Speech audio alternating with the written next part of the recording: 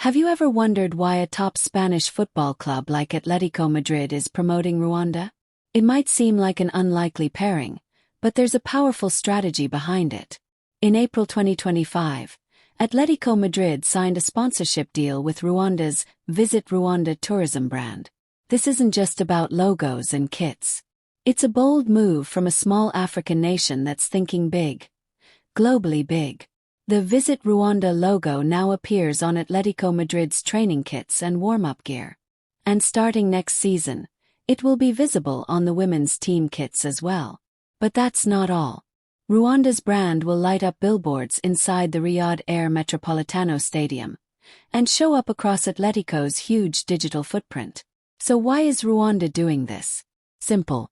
Visibility, influence, growth. Rwanda wants the world to see what it has to offer.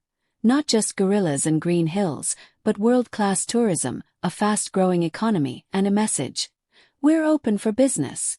This is not Rwanda's first dance with European football. They've already teamed up with Arsenal, Paris Saint-Germain, and Bayern Munich. But with Atletico, they're entering the Spanish-speaking world, tapping into millions of fans across Europe and Latin America. The partnership runs until June 2028, and both sides stand to benefit. For Rwanda, it's about attracting tourists, investors, and attention.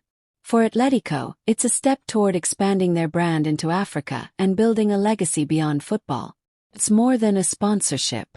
It's a smart collaboration between a rising nation and a global football powerhouse. So next time you see the words "Visit Rwanda" on a jersey, remember, this isn't just a slogan.